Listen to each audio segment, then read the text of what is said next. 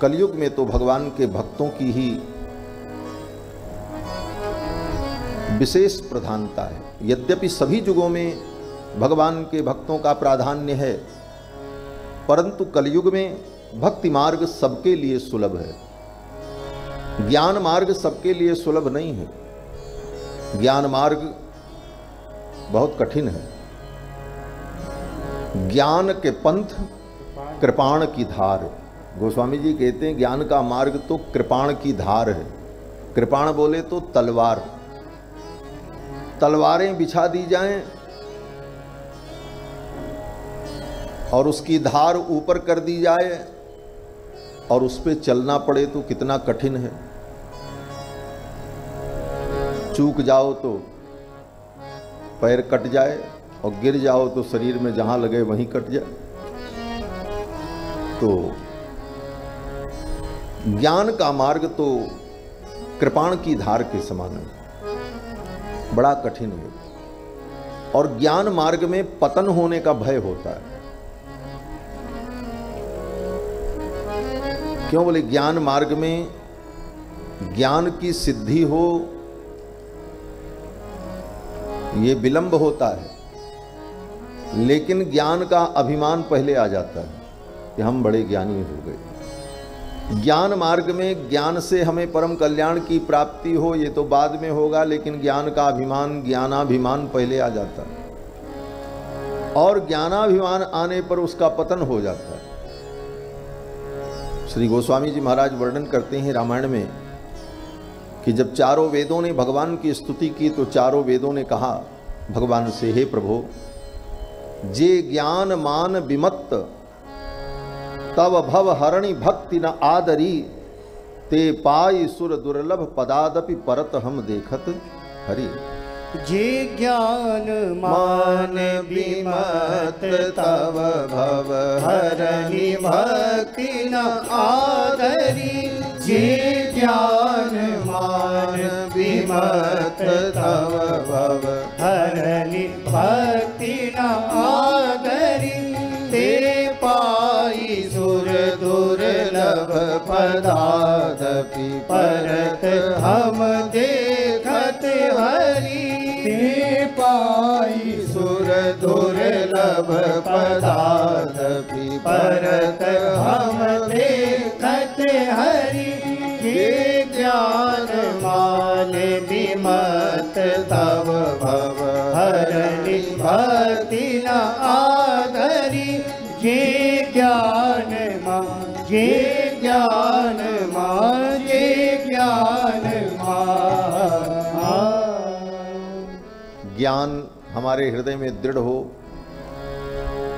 ये तो बाद में होता है, लेकिन ज्ञान का मान, अभिमान पहले आ जाता है।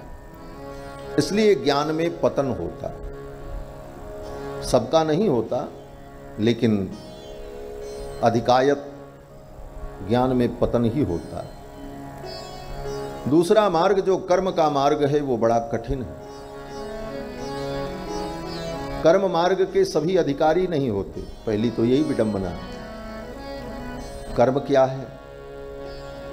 आज लोग कर्म की बातें कर लेते हैं। बोले गीता में भगवान ने कहा है कर्म करो, हम भी कर्म कर रहे हैं। लेकिन गीता में भगवान ने कौन सा कर्म कहा है, उस कर्म का स्वरूप क्या है, इस पर विचार नहीं करते। गीता में जिस कर्म की बात भगवान ने कही वह कर्म वैदिक कर्म, वर्णाश्रम धर्म है। अपने अपने वर्ण और आश्रम के धर्म का निष्काम भाव से अनुष्ठान करना अपने जीवन में, ये कर्म योग है। अपने अपने वर्ण और आश्रम के धर्म को निष्काम भाव से भगवान की प्रीति के लिए करता रहे और उसी कर्म में लगा रहे, वो कर्म मार्ग है। बड़ा कठिन। आज स्थिति ये है कि वर्णाश्रम ही धीरे धीरे समाप्त हो रहा है। इस कारण से वर्णाश्रम कर्मों के अधिकारी भी अब कोई नहीं रहे। आज अपने वर्ण का और अपने कर्म का किसी को ज्ञान ही नहीं है। मेरे लिए कर्तव्य क्या है, तो फिर जब अपने स्वरूप का ही ज्ञान नहीं है तो कर्म कहाँ से करेगा, कौन सा कर्म करेगा। और वो कर्म कितने कठिन हैं, बोले प्रातः काल से लेकर शयन पर्यंत इतने कर्मों का विधान वेदों ने कहा है। अपने अपने वर्ण के अनुकूल उन कर्मों को तुम करो। सवेरे उठो, सबसे पहले भगवान का स्मरण करो, फिर अपने हाथ को देखो, फिर पृथ्वी को प्रणाम करो, फिर शास्त्र की विधि से शौचाचार करो। शौचाचार में कितने बार हाथ में मिट्टी लगानी है, कितने बार पैर में मिट्टी लगानी है, उन सारे कर्मों का संपादन करो। फिर सब करने के बाद पवित्र तीर्थ में स्नान करो। तीर्थ में स्नान करने के बाद तीर्थ तर्पण करो। फिर उसके बाद स्नानांग तर्पण करो। स्नानांग तर्पण करने के बाद संध्या वंदन करो। संध्या वंदन करने के बाद फिर तर्पण करो। पितृयज्ञ करो, ब्रह्म यज्ञ करो। इसके बाद स्मार्त होम करो, फिर श्रौत यज्ञ करो। फिर ये सब करते करते मध्याह्न हो जाए तब मध्याह्न संध्या करो। और फिर उसके बाद स्वाध्याय प्रवचन में लग जाओ। और फिर ये सब करते करते सायंकाल हो जाए तो सायंकाल फिर संध्या वंदन करो, फिर अग्निहोत्र करो, फिर उन सारे कर्मों को करो, वैश्वदेव को करो। ये सब करते करते रात हो जाए, तब रात में थक करके सो जाओ, फिर सवेरे से लग जाओ। ये कर्म इतना सरल थोड़ी। गीता में भगवान ने जिन कर्मों का वर्णन किया, यज्ञ दान तप कर्म पावनानि मनीषिणाम।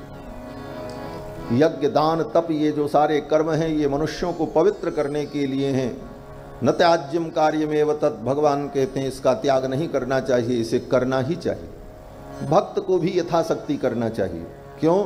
बोले इन कर्मों से हमारे अंतःकरण की शुद्धि होती। तो कर्म मार्ग भी बड़ा कठिन मार्ग है।